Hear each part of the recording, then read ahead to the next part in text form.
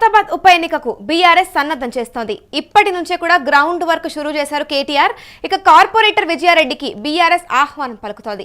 PJR పేరు ground లో విజయారెడ్డి పనితీరుపై కూడా సర్వేలు చేస్తూ ఉన్నారు. ఇక విజయారెడ్డికి సానుకూలత ఉండడంతో బీఆర్ఎస్ అయితే ఫోకస్ పెడుతోంది. ఇక నేరుగా కూడా చర్చలైతే మొదలు పెట్టారు కేటీఆర్. ఇక టికెట్ తో పాటుగా కూడా ఎన్నికల ఖర్చులు కూడా భరిస్తామంటూ కూడా భరోసా ఇచ్చారు. ఇక కేటీఆర్ ఆఫర్ పై సన్నిహితులతో విజయారెడ్డి అయితే సంప్రదింపులు చేస్తూ ఉన్నారు. ఇక ఇదే అంశంపై పూర్తి సమాచారం మా ప్రతినిధి సతీష్ లైవ్ లో అందిస్తారు. చెప్పండి సతీష్, ఇప్పుడు ఏదైతే కాంగ్రెస్ లో ఖైరతాబాద్ కాకైతే మొదలైనట్లు తెలుస్తోంది, ఇక దీనికి సంబంధించిన అప్డేట్స్ ఏంటి? ఎస్, ఖైరతాబాద్కి సంబంధించి ఉప ఎన్నిక కనుక వస్తే అంటే దానం నాగేందర్ ఒకవేళ స్పీకర్ సస్పెన్షన్ చేసినా లేదంటే దానం రాజీనామా చేసినా ఖైరతాబాద్కి కాంగ్రెస్ నుంచి టికెట్ ఎవరికి ఇస్తారనేది పెద్ద చర్చనీయాంశమైంది. సో కాంగ్రెస్లో ఇప్పటికే అక్కడ విజయారెడ్డి ఉన్నారు, రోహిన్ రెడ్డికి కూడా కొంత క్యాడర్ ఉంటుంది. సో మరి ఒకవేళ దానం నాగేందర్ కనుక టికెట్ ఇస్తే కాంగ్రెస్లో లూబూచులు అంటే ఇటు విజయారెడ్డికి సంబంధించిన క్యాడర్ ఉంటుంది, రోహిన్ రెడ్డి క్యాడర్ ఉంటుంది. కానీ మరి దానం నాగేందర్కి ఇస్తే కనుక కాంగ్రెస్లో చీలికలు వచ్చే అవకాశం ఉంటుంది. సో ఈ నేపథ్యంలోనే అసలు కాంగ్రెస్లో ఏం జరగబోతుంది అనేది కొంచెం సస్పెన్స్గా ఉంది.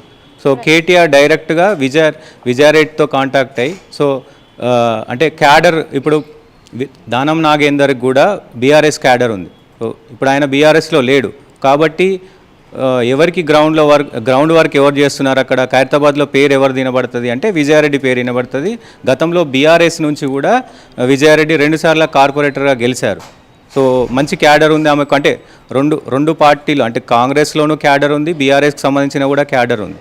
సో విజయారెడ్డి పైన కేటీఆర్ ఫోకస్ చేసినట్లుగా చర్చిస్తున్నట్టుగా తెలుస్తూ ఉంది. రైట్, ఇప్పుడు మరి దానం రాజీనామాతో వచ్చే ఉప ఎన్నికకు కూడా బీఆర్ఎస్ ఇప్పటి నుంచే కూడా రెడీ అవుతున్నట్లు కూడా ప్రచారం జరుగుతోంది. మరి నిజమేనంటారా?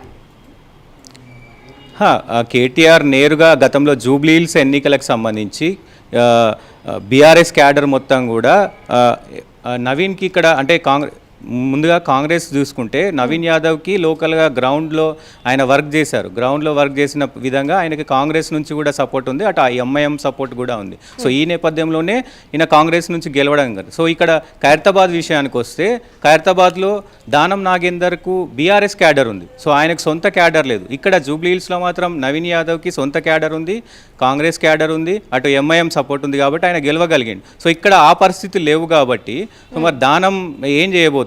దానంకి నిజంగా కాంగ్రెస్ పార్టీ టికెట్ ఇస్తుందా? సో మరి టికెట్ ఇస్తే రోహిన్ రెడ్డి దాన్ని ఎలా చూస్తారు, విజయారెడ్డి దాన్ని ఎలా చూస్తారు? సో అనేది చర్చనీయాంశం. ఈ నేపథ్యంలోనే అసలు ఖైరతాబాద్ మీద ఒకవేళ దానంకి కాంగ్రెస్ టికెట్ ఇస్తే కనుక ఇటు కేటీఆర్ విజయారెడ్డిని బీఆర్ఎస్లోకి తీసుకొని ఆమెకు టికెట్ ఇచ్చే అవకాశాలు ఉన్నాయి. సో ఈ నేపథ్యంలో చర్చలు అయితే అంటే ఖైరతాబాద్ మీద మొత్తం సస్పెన్స్ అయితే నెలకొంది. కాంగ్రెస్కు సంబంధించి అటు బీఆర్ఎస్కు సంబంధించి కూడా అంటే ముఖ్యంగా ఈ దీంట్లో బీజేపీకి కూడా ఎక్కువ స్కోప్ ఉంది. ఏదైతే జూబ్లీహిల్స్లో కొంచెం తక్కువ అయినప్పటికీ ఇక్కడ చింతల రామచందర్ రెడ్డి కావచ్చు, ఇంకా మెయిన్ లీడర్ అంటే కొంతమంది పేర్లు వినబడతా ఉన్నాయి. ఇక్కడ ముందుగా ఖైరతాబాద్లో హిందూ ఎజెండాతో పోతే కనుక బీజేపీ కూడా గట్టి పోటీ ఇచ్చే అవకాశం ఉంటుంది. సో ముఖ్యంగా కేటీఆర్ దీని మీద ఫోకస్ చేశాడు. ఈ ఖైరతాబాద్ ఉప ఎన్నిక వస్తే కనుక 100% బీఆర్ఎస్ గెలుస్తుంది అనేది కేటీఆర్ లోపల చర్చలు. అంటే గ్రౌండ్లో కేటీఆర్ విస్తృత స్థాయి కార్యకర్తలతో కావచ్చు మొత్తం నాయకులతో అంతా చర్చిస్తున్నారు. ఒకవేళ దానంకి కనుక కాంగ్రెస్ నుంచి టికెట్ ఇస్తే విజయారెడ్డిని తీసుకొని మనం ఈ ఎన్నికలకు పోవాల్సిందే అన్నట్టుగా వినబడతా ఉన్న పరిస్థితులు అయితే కనబడతా ఉన్నాయి. ముఖ్యంగా క్యాడర్ ఉంది, అంటే బీఆర్ఎస్కి అక్కడ గట్టి క్యాడర్ ఉంది. దానం నాగేందర్ 50 పైచీలకు వేల ఓట్లతో ఆయన గెలిచారు. సో క్యాడర్ ఉంది కాబట్టి ఇప్పుడు ఆయన బీఆర్ఎస్లో లేరు కాబట్టి ఈ వ్యతిరేకత ఉంటుంది. సో ముఖ్యంగా ఈ ఖైరతాబాద్కి సంబంధించి దానంకి టికెట్ ఇస్తే కనుక ఖచ్చితంగా ఏం జరగబోతున్నది అనేది చర్చనీయాంశమైంది. రైట్, ఇప్పుడు మనం ఒకసారి బీఆర్ఎస్ వర్కింగ్ ప్రెసిడెంట్ కేటీఆర్ గురించి చూస్తే కనుక విజయారెడ్డితో ఆల్రెడీ సంప్రదింపులు కూడా మొదలు పెట్టినట్లయితే తెలుస్తోంది. మరి ఇందుకు సంబంధించి మీ దగ్గర అప్డేట్స్ ఏంటి?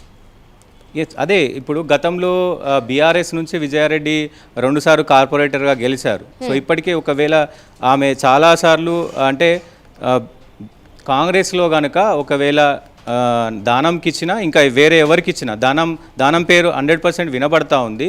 కానీ రోహిన్ రెడ్డికి కూడా అక్కడ క్యాడర్ ఉంటుంది కాబట్టి రోహిన్ రెడ్డి మరి ఈ డీసీసీ దాంట్లో కూడా ఆయన పేరు రాలేదు. అసలు ఏం జరగబోతుందనేది ఒక సస్పెన్స్ ఉంది. ఒకవేళ దానం నాగేందర్ కనుక కాంగ్రెస్ టికెట్ ఇస్తే కంపల్సరీగా ఆమె బీఆర్ఎస్లో చేరే అవకాశాలు ఉంటాయి. గతంలో కూడా అక్కడ నుంచే బీఆర్ఎస్ నుంచే వచ్చింది కాబట్టి సో కేటీఆర్ సక్సెస్ అయ్యే అవకాశాలు అయితే కనబడుతున్నాయి. Right, thank you Satish. ఒకసారి మనం ఇక్కడ చూసినట్లయితే ఖైరతాబాద్ ఉప ఎన్నికకైతే బీఆర్ఎస్ సన్నద్ధం చేస్తూ ఉంది. ఇక ఇప్పటి నుంచే కూడా గ్రౌండ్ వర్క్ అయితే షురూ చేశారు కేటీఆర్. ఒకసారి కార్పొరేటర్ విజయారెడ్డికి కూడా బీఆర్ఎస్ అయితే ఆహ్వానం పలుకుతున్నట్లుగా కూడా తెలుస్తుంది. ఇక పీజేఆర్ పేరు గ్రౌండ్లో విజయారెడ్డి పనితీరుపై కూడా సర్వేలు నడుస్తూ ఉన్నాయి. ఇక విజయారెడ్డికి సానుకూలత ఉండడంతో బీఆర్ఎస్ అయితే ఫోకస్ పెట్టిందని కూడా గట్టిగానే తెలుస్తుంది. ఇక నేరుగా కూడా కేటీఆర్ అయితే చర్చలు మొదలు పెట్టారు అని కూడా సమాచారం ఉంది. ఇక ప్రస్తుతం టికెట్తో పాటు ఎన్నికల ఖర్చులు కూడా భరిస్తామంటూ కూడా భరోసా ఇచ్చారని కూడా తెలుస్తోంది. ఇక కేటీఆర్ ఆఫర్ పై కూడా సన్నిహితులతో విజయారెడ్డి సంప్రదింపులు కూడా స్టార్ట్ చేశారని కూడా వినిపిస్తుంది. ఒకవేళ కనుక ఇప్పుడు దానం నాగేందర్ రెడ్డి కనుక ఒకవేళ కాంగ్రెస్లో కనుక టికెట్ ఇచ్చినట్లయితే ఖచ్చితంగా ఇక్కడ కేటీఆర్ విజయారెడ్డిని బీఆర్ఎస్లోకి తీసుకునే అవకాశాలు బాగానే వినిపిస్తూ ఉన్నాయి. ఎలాగో గ్రౌండ్లో విజయారెడ్డికి మంచి పేరు ఉంది కాబట్టి ఇప్పుడు కనుక దానం నాగేందర్ రెడ్డికి కాంగ్రెస్ టికెట్ వచ్చినట్లయితే ఆల్రెడీ ఇప్పుడు ఎలాగో కేటీఆర్ దీనికి సంబంధించి అన్ని సన్నాహాలు అయితే సిద్ధం చేస్తూ ఉన్నారు. మరి ఇప్పుడు ఈ అంశం అయితే చర్చనీయాంశంగా అయితే మారింది. మరి ఇప్పుడు చూడాల్సి ఉంది టికెట్ ఇస్తారా లేదా అనేది. ఒకవేళ ఇస్తే గనక దీనిపై మరి ఇప్పుడు విజయారెడ్డి అయి ఉండొచ్చు, ఇటు రోహిణి ఎలా స్పందిస్తారు అనేది కూడా చర్చనీయాంశంగా మారింది.